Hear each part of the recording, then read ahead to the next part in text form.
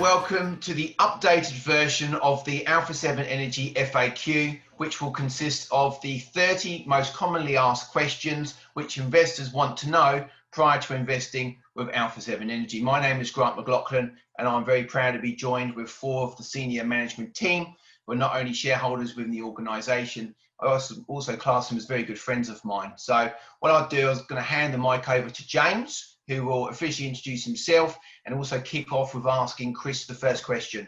Over to you, James. Hi guys, I'm James Mozafar. I am the Director of Marketing at Alpha 7 Energy. And let's get start to the questions here. The first one is going to be for you, Chris. It's how do I get paid as an investor? Hey James, my name is Chris Hemsworth. I am the CEO and founder of Alpha 7 Energy. Good question. When investing in direct oil and gas ownership, each investor is going to receive a portion of the monthly oil and gas revenue produced from the wells. This is known as a monthly revenue disbursement, or MRD. These revenue disbursements are essentially a monthly residual income stream that is directly paid into your US dollars. For a limited time, we're offering asset-backed options, which is paid on a quarterly basis and has other event-driven repayments. Fantastic. I've got the next question for you, Dylan. And the question is, what is the estimated ROI per project, and what is the investment time horizon? Yes, thanks, James. Hi, I'm Dylan Knight, one of the co-founders along with Chris back in May of 2017. One of the senior partners also, currently here in our Sydney office overlooking the Sydney Harbour. But yeah, good question, James. Basically, the estimated return on your investment is based obviously on a couple of different factors, is how much ownership you purchase in the well itself. So you're buying a physical ownership in the asset, which is the well bore, and all the barrels of oil that well produces is what you're making your revenue on. So it depends on what ownership you have in it, and obviously the production. So what the well produces in terms of hydrocarbons, oil and gas, you will be paid a monthly revenue disbursement on what the well produces during its lifespan. Typically over the lifespan of a well, which is 20 plus years, you're looking at anywhere from on the sort of conservative end, 500% return on your investment, right through to 1500% plus. So obviously we have different leases, and you know, when we drill wells, those wells produce hydrocarbons, oil and gas. Different formations produce different amounts of oil. So it does vary on a few things, as well as oil prices and gas prices, but the returns are very consistent. It's a liquid cash income stream. It's in your own personal US bank account, which we help you set up, and that those funds are accessible to you 24 hours a day, 7 days a week. Great information. Thanks, Dylan. This next one is going to go back to you, Grant. And it's more of a concern, actually. What do you have to say to people who have never invested overseas before? Thanks, James. As I previously mentioned, my name is Grant McLaughlin. I'm proud to say I'm one of the senior partners and one of the shareholders of Alpha 7 Energy. My background is funds management and product development. I joined Alpha 7 Energy almost 2 years ago. It was back in November, on official capacity back in November 2018. Now, good question, James.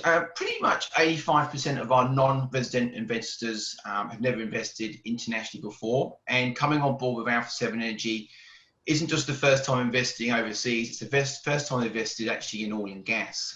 There are a lot of benefits to investing in US oil and gas that you don't get in Australia and other countries. I'll give you a couple of quick examples. The US is very proactive regards being energy independent, and because of this fact, there's a lot of less red tape, speeds up the permitting process, which means the projects can be generating a lot of revenue dollars a lot quicker. Also, in most countries globally, the government actually owns the mineral rights. In America, an individual company can actually own the assets beneath the ground, which is very valuable indeed. It means we don't have to pay royalties to the government as well, and we don't need approval from the government. So as I said, it does speed up the process. And finally, the most attractive reason that people invest in direct oil and gas is because of the tax benefits, which are huge. There's a lot of benefits for an investor, especially a sophisticated or wealthy investor that's looking at benefiting from those tax incentives. So yeah, so there's a huge amount of incentives for investors, and that's probably why everyone wants to invest directly into oil and gas, James. Very good. The next question is going to be for you, Pete, and this is a very relevant question right now. It's, won't the demand for oil decrease as the world is transitioning to electric vehicles? Yep. Yeah, thanks, James. My name's Pete Fagan. I'm one of the senior partners, and I'm based in Sydney, Australia. So electric cars will definitely contribute to the overall oil demand. However, the timing and the magnitude is what economists try to predict. So today we have approximately 3 million electric vehicles on our roads, and the International Energy Agency predicted in its report that the number of electric vehicles will grow to 125 million by the year 2030. Now, that's providing the world takes a rather aggressive approach. Now, if you compare that to the 1 billion cars powered by combustion engines, you can quite clearly see that we've got a long way to go. Additionally, it's important to note that oil has several other uses beyond fuel for cars. You've got other transportation fuels, planes, jets, shipping, oil for heating and electricity generation, petrochemical products, asphalt, chemical, plastics, asphalt, synthetic materials. Oil is used in nearly everything we use today, and the demand for these products will only increase as the progress is made from developing countries and also the growth in global population. Yeah, thank you, Pete. And yeah, I think a lot of people forget that oil isn't only used for fuel. There's a lot more uses for it. So this question is going to be for you, Chris. It's a question about ASE, and the question is, how long have we been in business? Thanks, James. ASE basically celebrated its third anniversary this year in May of 2020. This has actually been one of our massive years for us. We've completed one of the largest projects in the heart of the Permian Basin. We had a well there, which we named it in honor of my late mother, which peaked at about 900 barrels in a single day. So it's very successful. We also established ASE Operation, which is a fully licensed operator here in the state of Texas. And in May 2020, we established ASE Equipment with the intent of purchasing a wide range of oilfield tools, rigs, and other types of equipment.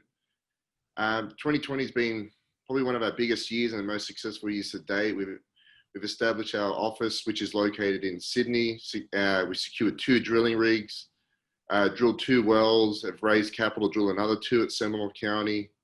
We secured another 23,000 acre project in the Mesa Vista Ranch in Texas, which was owned by the late billionaire T. Boone Pickens. Drilling wells with another one to be drilled in October 2020. Yeah, this has been an exciting year for ASE, definitely. This next question is for you, Dylan.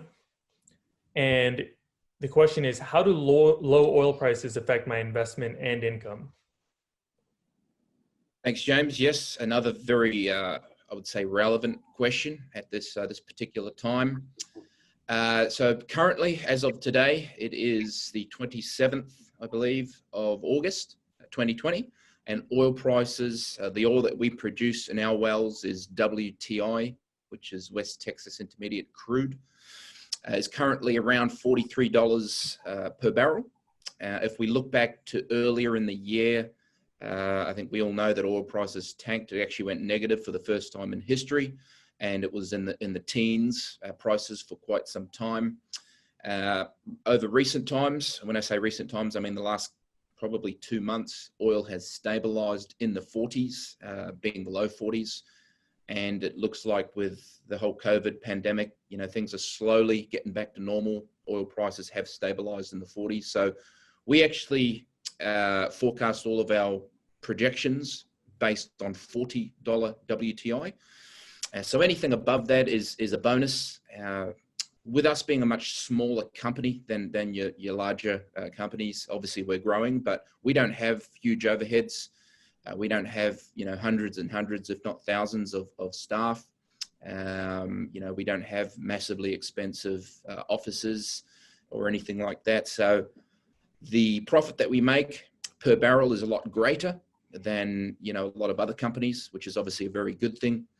And with the projections that we make on $40 oil, the return on investment is very, very good.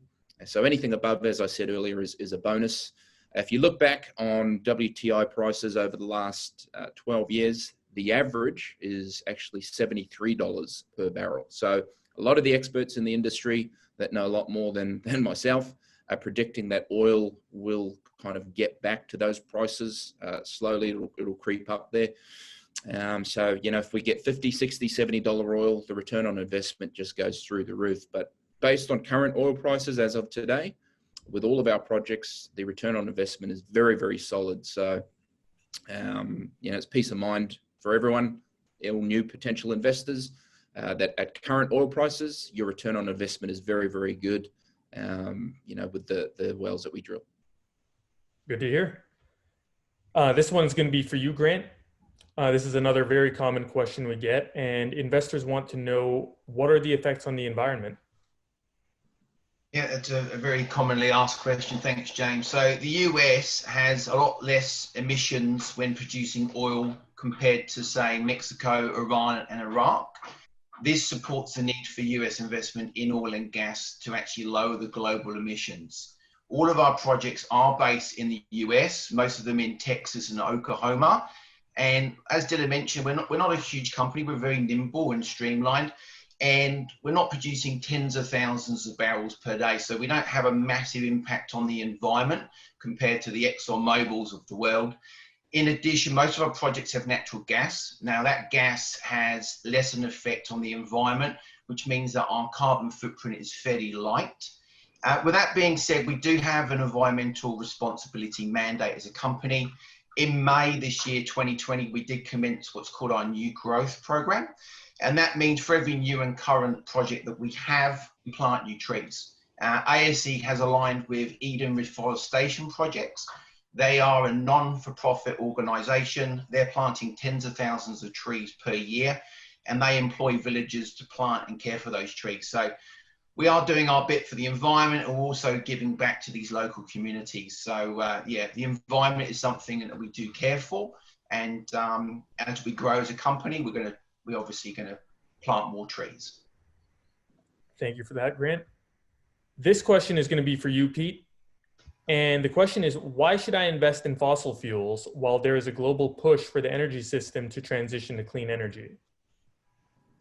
Yeah, this is an interesting topic, and most people think that in order to support a cleaner energy initiative, we need to stop investing in fossil fuels.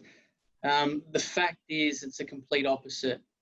The decarbonisation transition requires massive amounts of investment, in fossil fuels in order to research, innovate, and produce cleaner, more efficient technologies and methods to reduce emissions in production. Without this investment, the transition will be a lot slower, unfortunately. In saying that, we at Alpha 7 Energy support the energy transition, and we're always looking at ways to create efficiencies along the supply chain. In addition, we would love to diversify into renewables, providing that there's an acceptable risk to return ratio for our investor partners. Thank you, Pete. And we've got one more environmentally related question. This one's for you, Chris. And this is a concern. People have heard a lot of bad things about fracking. What do you have to say to them? Yeah, thanks, James. So out of all the wells we've drilled so far, we've only had two which involved a horizontal frack. Both had no issues. When hydraulic fracturing is properly regulated, it's safe for the environment. It's proven by over 250,000 fracked wells being safely drilled, operated in the US. We're also under the jurisdiction of the Environmental Protection Agency, the EPA. Currently, our lease in Seminole County and its soon to be secured String of Pearls projects have no fracking required to produce hydrocarbons. Perfect. I'm going to pass it over back to you, Dylan. This is a common concern we get. What do you have to say to people who've only invested in property in the stock market, but never in oil and gas? Thanks, James. Yes, the majority of our investor partners that have joined us on our current projects and previous from here in Australia, we do have US-based investors as well. A handful of our US-based investors have previous experience in investing into producing oil and gas wells, whereas from memory, I don't think any of our Australian investors had previously purchased ownership in producing oil and gas wells. So it is new, but all I would say to any potential new investors that are looking at joining us that have only ever invested in property in the stock market is this is not about changing everything from what you're currently doing and putting all your eggs in our basket, so to speak, or the oil and gas basket. It's about diversification. This is a little bit different. It provides you with a liquid income stream that is paid on a monthly basis. I know that real estate can also do that, but this, if you drill a successful oil and gas well, which is what we do, that produces good amounts of oil and gas, it blows real estate out of the water and any returns that you can make in real estate. We help you set up your US entities so you have a liquid cash income stream, and it's about, as I said, diversification. We're not telling you to no longer invest into property or the stock market. In fact, this can actually enhance your other investments that you have in real estate and the stock market, because if you have a liquid cash income stream in US dollars, then you can diversify that cash and put it back into property if you wish, or the stock market, or you can redeploy it into building a portfolio with us. So all I'd say is this is just about diversification and strengthening your current portfolio. Absolutely. I've got a technical question for you, Grant, and it is, how do you know oil is beneath the ground?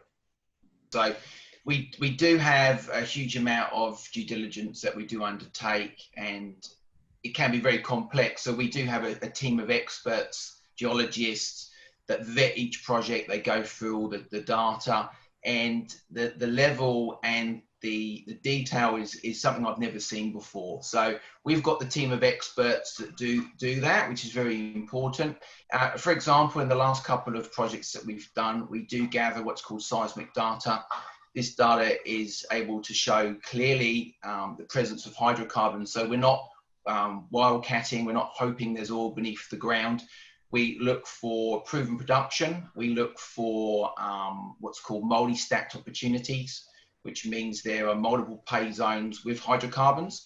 Each of those pay zones has the ability to produce oil and gas.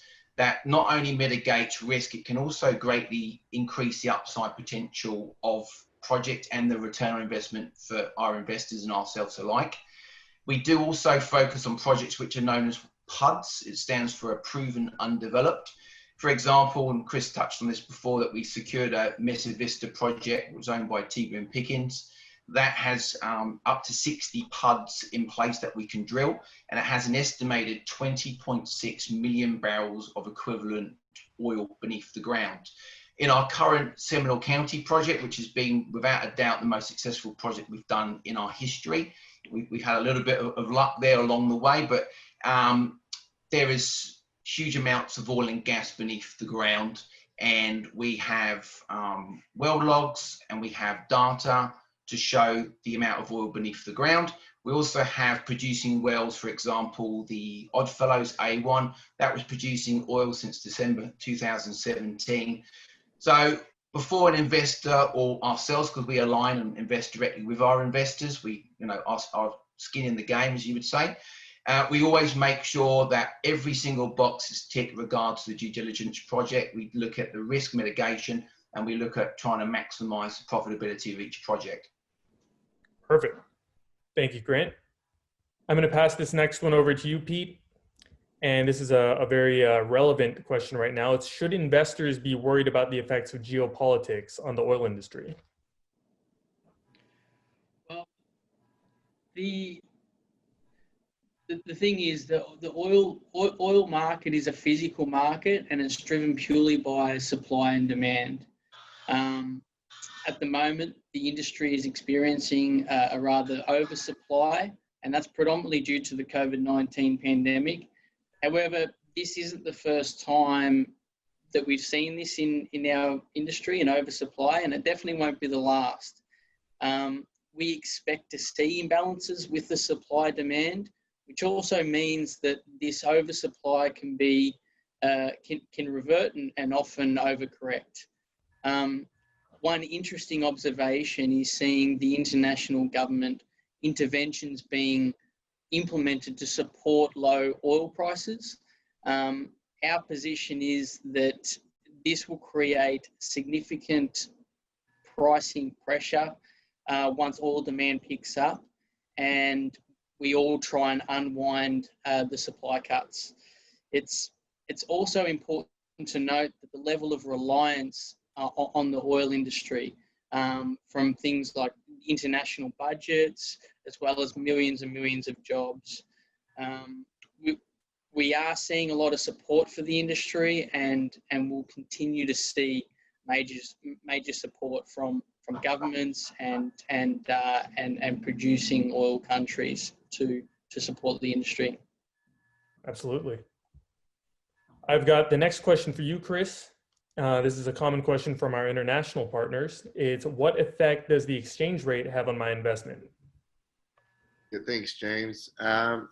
So basically, when you're an overseas investor investing in the US, your exchange rate to the local currency, the US dollar, is the only time it impacts your investment is only when you decide to exchange your profits back into your local currency.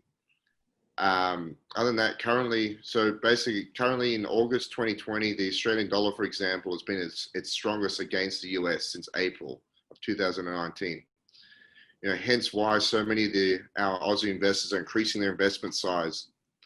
Throughout most of history, the Australian dollar has been weaker than the US dollar, and that's why an Aussie investor receiving profits in the US can be a massive benefit. Thank you, Chris. The next question is for you, Dylan, and it is, how do I verify that the project is genuine?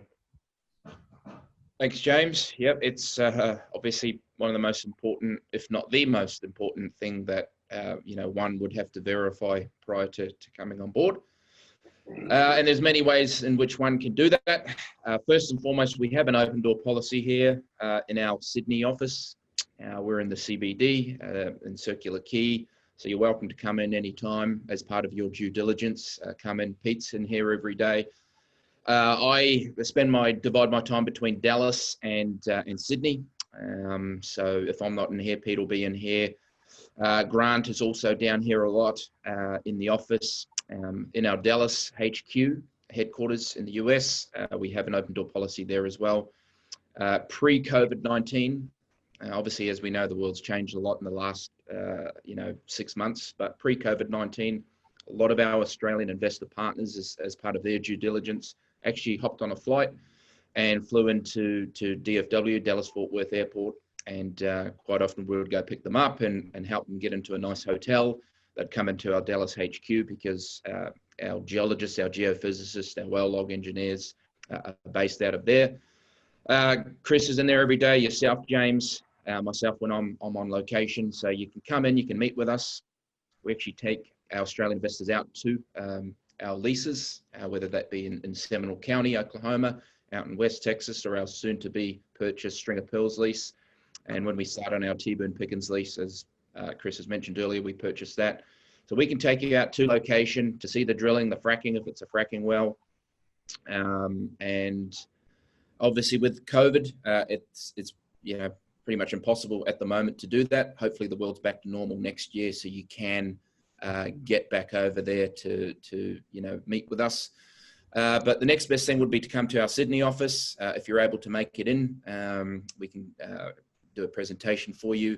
Next best thing is I can put you in touch, or we can put you in touch with Australian investors that have last year taken the time to go over to the US to meet with us. We have a very strong legal counsel, which comprises of Stuart Hogue. He's been an oil and gas attorney for over 40 years, as has Steve Holmes. He puts together our private placement memorandum, which is essentially your contract that you would sign prior to coming on board. Stuart Hogue looks after our lease agreements. So it's a very, very highly regulated industry, as we've come to learn, the oil and gas industry in the United States. As well as that, every well that we drill has what's called an API number, which stands for American Petroleum Industry Number. Essentially, it is a serial number, which every well has. So you can actually go on to the Railroad Commission of Texas if it's a Texas well, or the OOC, which is the governing body in Oklahoma of the petroleum industry. You punch in the API number, it comes up with basically a map with GPS coordinates of where the well is drilled and what county, obviously what state, who drilled the well. If it's one of our wells, it'll show you that.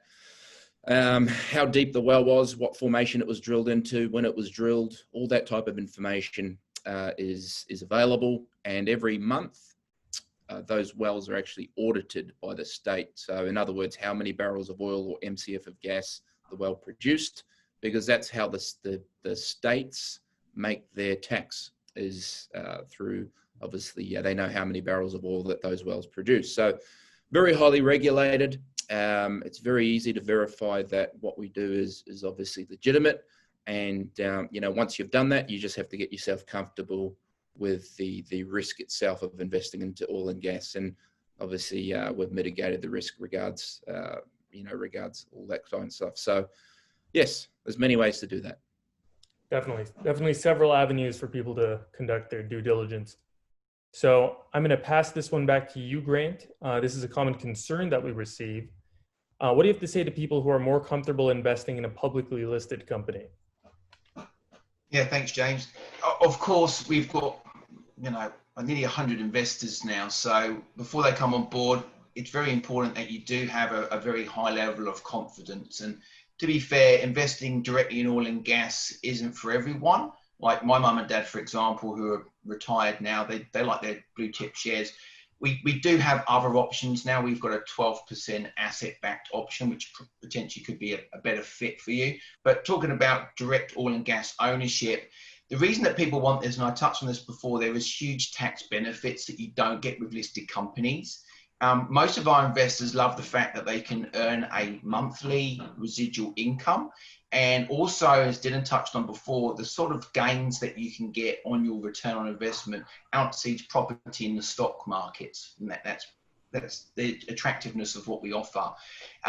In Seminole County, for example, the phase one investors, based on flows, pressure tests, and what type of pump jacks we've got on the ASE1, ASE2, those investors could be looking at potentially 5, 6, up to 10x returns. So it's just something, if you want to be involved in the oil and gas industry, you have to be able to not pour your eggs in one basket. This is, like Dylan said, it's a way of diversifying and adding an extra egg into a different basket. But also as well, it's having the ability to be able to offset a lot of your profits with some of these tax incentives as well. Also, when you do invest with our company, you do get a certificate of ownership, because we do set up what's called an SPE, which is a special purpose entity.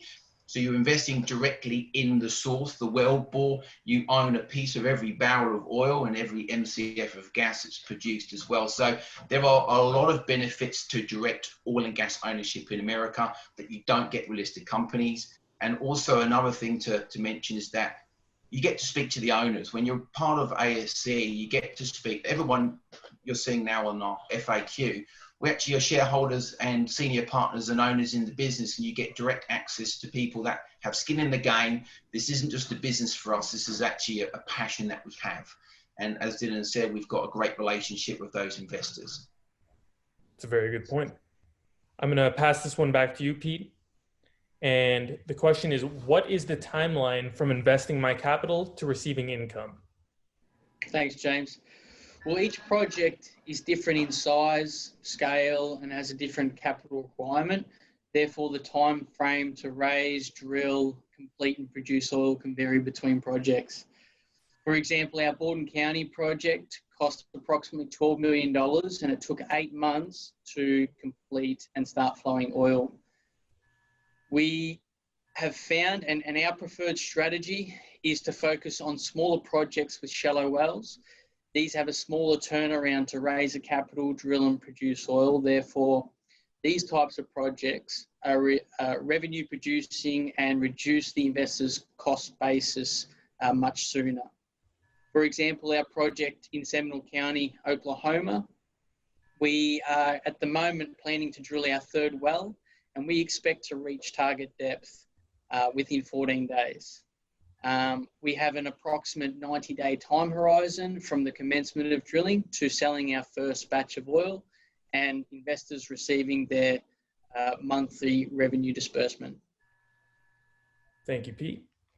I'm going to pass this question to you, Chris. And the question is, do you have an accountant you recommend in the US to help with my annual taxes?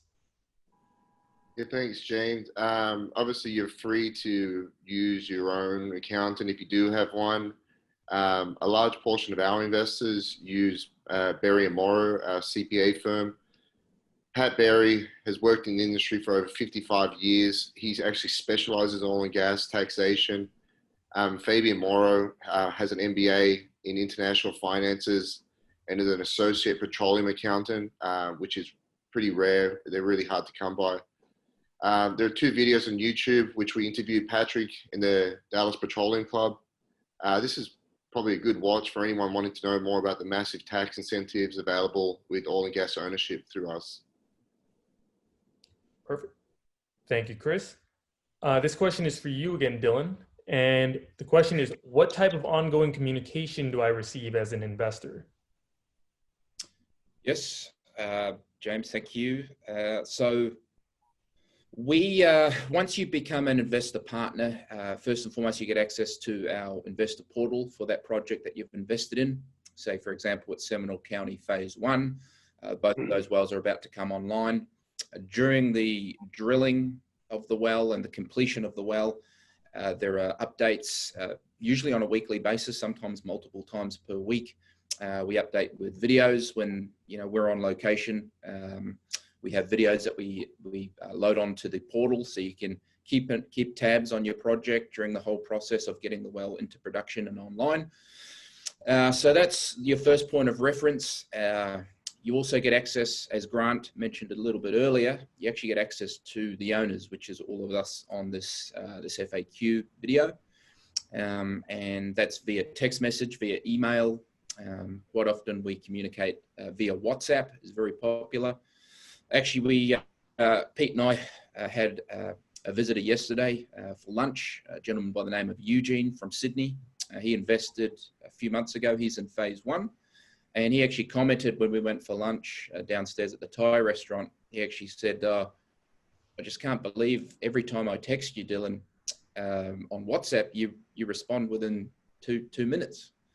So he is very happy about that. And we pride ourselves on our communication because, it's not just a one-off investment. The majority of our investors are looking to actually build portfolios with us and reinvest and redeploy capital to, not just have one project you make a new income, but have multiple projects. So the ongoing communication, as I said, is something we pride ourselves on.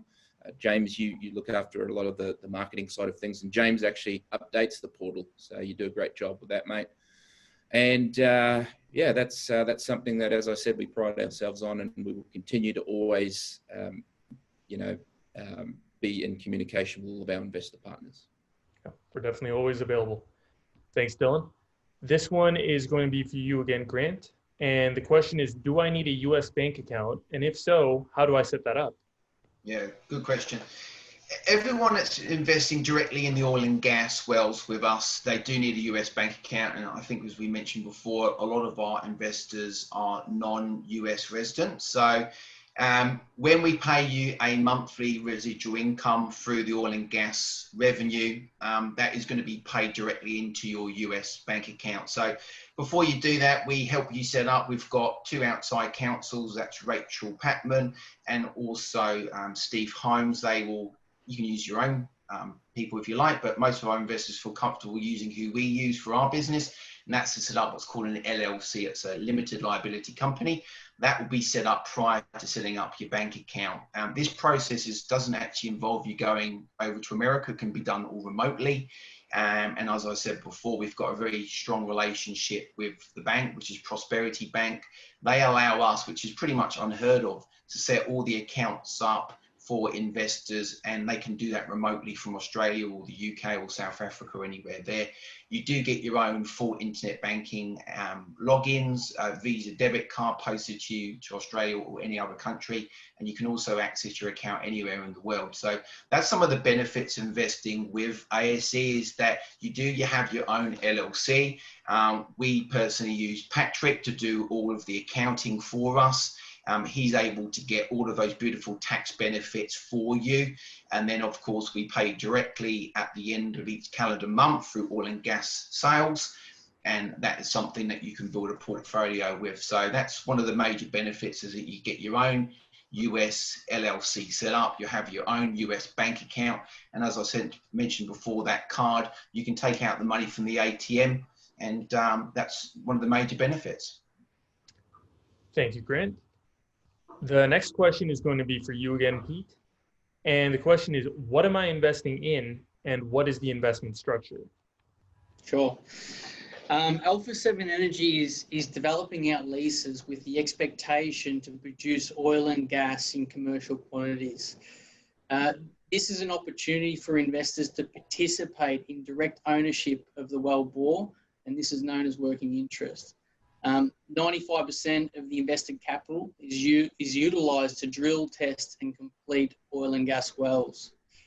What this means is that investors are partners on the projects and they do not carry company risk, which is the case when investing in an energy company on the share market, for example. Investors become the owners and who these midstream energy companies buy from, essentially. As a result, investors receive a monthly revenue disbursement for the life of the well and a lump sum payment if the decision is made to sell the asset as part of an exit strategy. Perfect. Thank you, Pete. This next question is for you, Chris, and it is, are you really an Australian-owned company? Yeah, I mean, besides the accent, yes, we certainly are an Aussie company. Myself and Dylan Knight, co-founded this company. We both lived in Australia. We became good friends and business partners. I'm born and bred in Sydney, Australia. I moved to Dallas in 2014. So as Alpha 7 evolved, we've become more of an internationally owned business with shareholders in New Zealand, United Kingdom. Over 80% of our investors are based in Australia. And because of this, we established our first Australian office in the Sydney CBD, which is run by Peter Fagan. Perfect. And this question is going to be for you, Dylan. It's a loaded question. What impact is the coronavirus having on your business and projects? Thanks, James. Yes, the coronavirus, as we all know, has had a massive impact, not just on our business. Actually, our business in a positive way, but the whole world and all industries. It's actually had a very negative effect on a lot of businesses in the oil and gas space here over in the US. But for us, because we don't have debt, we don't carry any debt, and I think Grant used the word earlier, nimble. We're a very nimble company. Obviously, when the coronavirus first started happening and everyone was, going into a panic, we thought, how are we going to navigate through these times? And it's actually been a blessing in disguise for us. We've been able to acquire the T-Boone Pickens lease during this time, which is close to 24,000 acres that we're going to commence developing next year.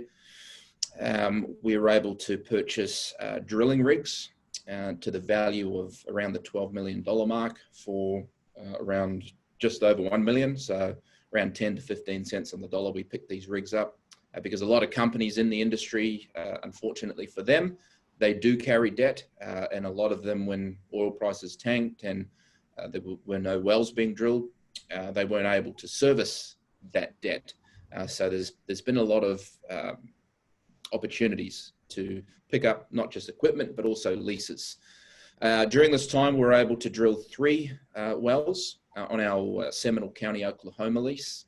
And when you drill, when oil prices are low and during times like this, global financial crisis, you could call it, drilling prices are a lot cheaper. So you can drill at a cheap price and ride out the storm, wait for oil prices to correct, which they are now, and then you can take advantage. So the coronavirus has, as I said, been a blessing in disguise for us. But in saying that, I think everyone's looking forward to the world getting back to normal. But yes, it's been very good for us. Absolutely. Thank you for that, Dylan. This question is for you, Grant. Another common question from our Australian partners. Yeah. It is, as an Australian investor, am I taxed twice when investing in the US?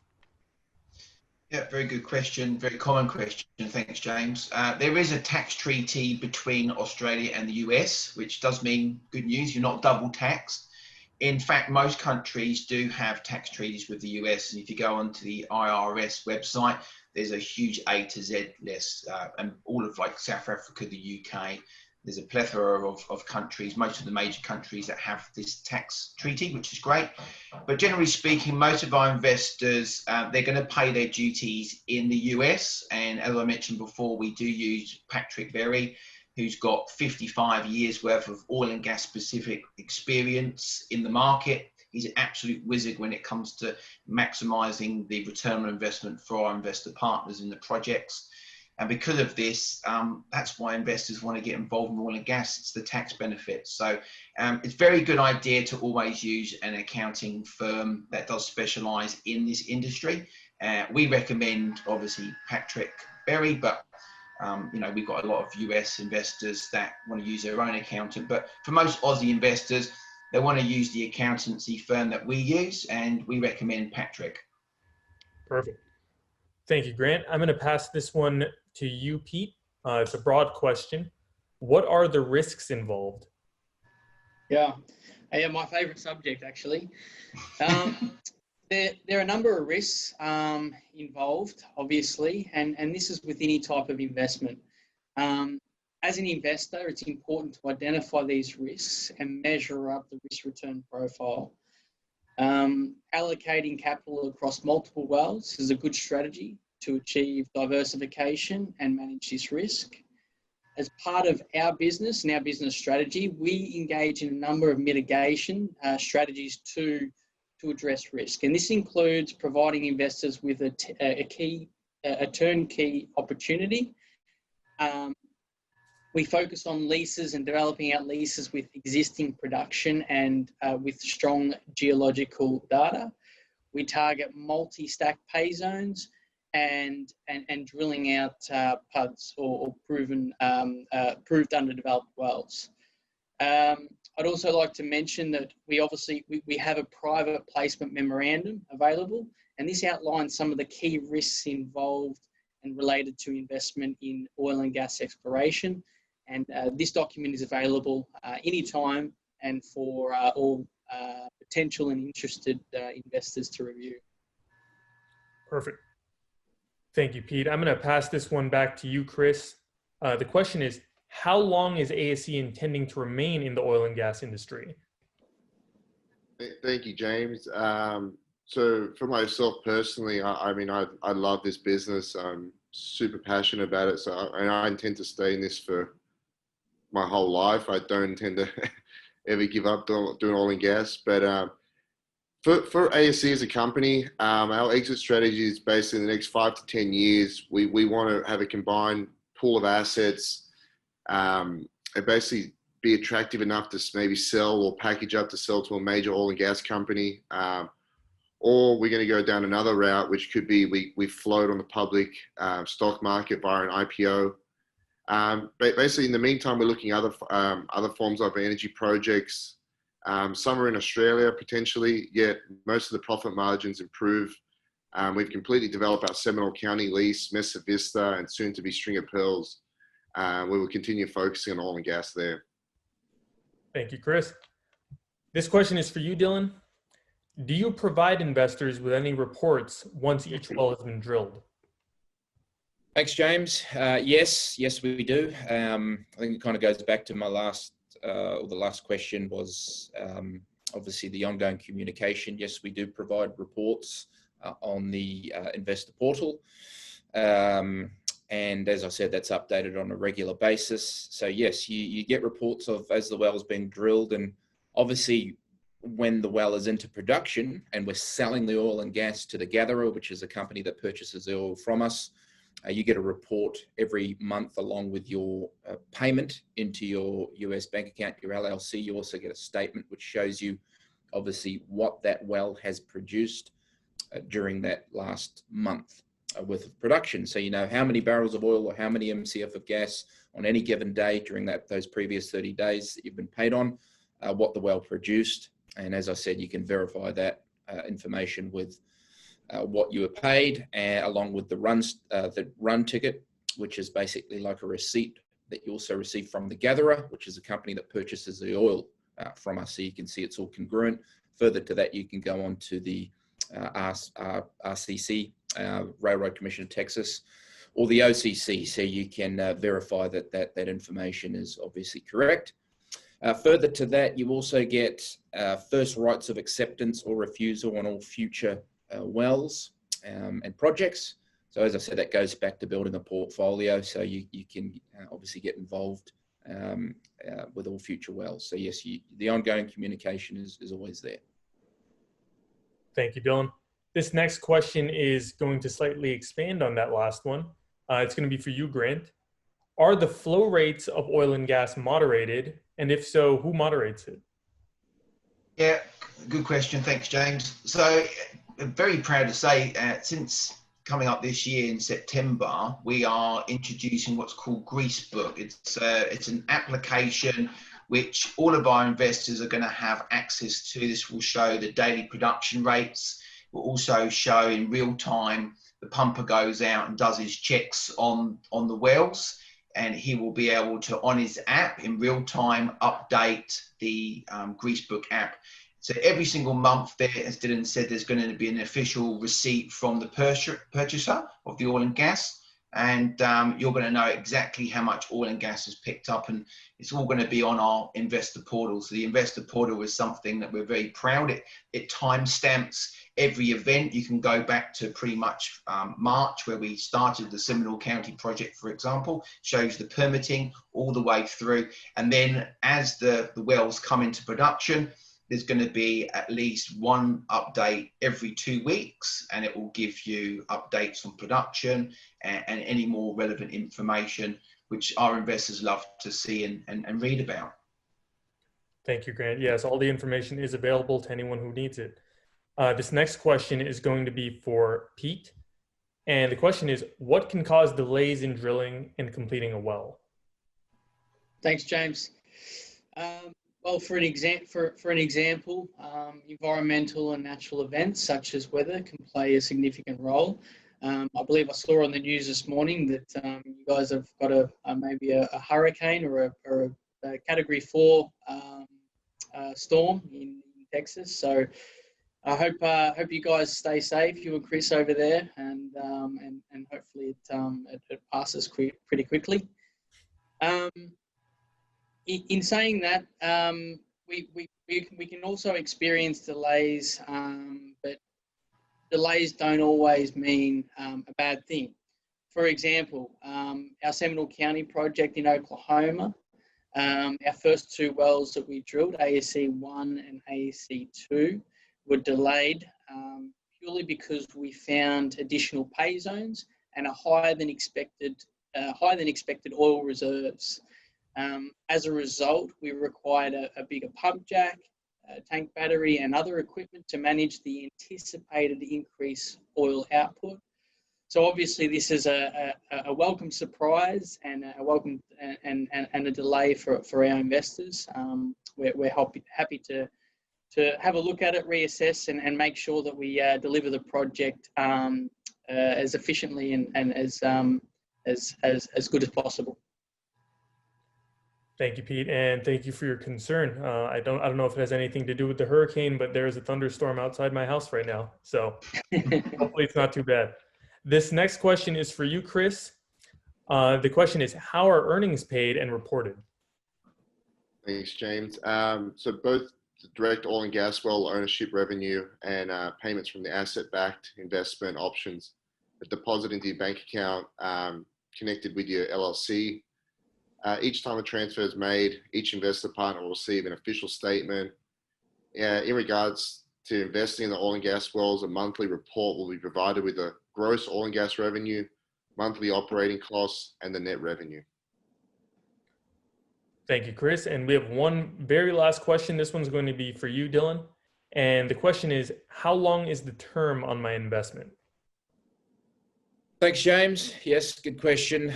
So the term is, to put it bluntly, the term is for the lifespan of the well. So as long as the well is producing commercially viable amounts of oil and gas, that's how long you will receive payments from that project or that well for. So it's based on production. So as I said, so as long as the well is producing oil and gas, you'll be paid your monthly revenue for your ownership in that project. We do have different projects. I mean, some of our projects are sit and hold plays where we don't intend to sell the asset, whereas some of our other leases that we will be developing and you have an opportunity to invest into, we may have an exit strategy of 3, 4, 5, 6 years where we drill as many wells as we possibly can.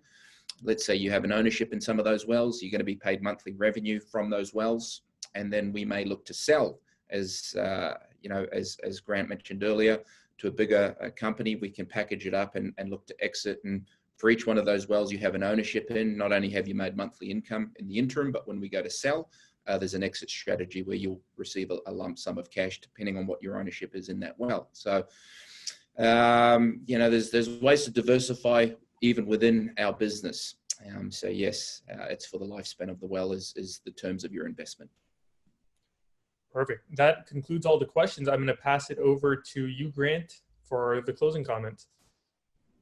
Yeah, thank you, James. Now, finally, and we've said this before, and it's very important. We do pride ourselves on ensuring that everyone that comes on board with Alpha 7 Energy is fully informed, has a really good level of confidence about. There's always two sides. So we're very transparent. We're all business owners. We're very happy to answer any other questions. So hopefully we've covered most of the commonly asked questions in these 30 FAQ. But if you do have any more questions, concerns, either reach out to the senior partner that you're dealing with currently, go on to our website, go onto the Contact Us page. There's an opportunity where you can type questions in. Also, we have a live chat on our website as well. And we're more than happy for you to come into our Sydney office or to come into our Dallas headquarters if you're a US-based resident. And of course, we're happy to sit down and show you the full presentation with our current project. So as I said, my name is Grant McLaughlin. From the whole team here at Alpha 7 Energy, we thank you very much for your time and have a great day. Thanks, guys. Thank you.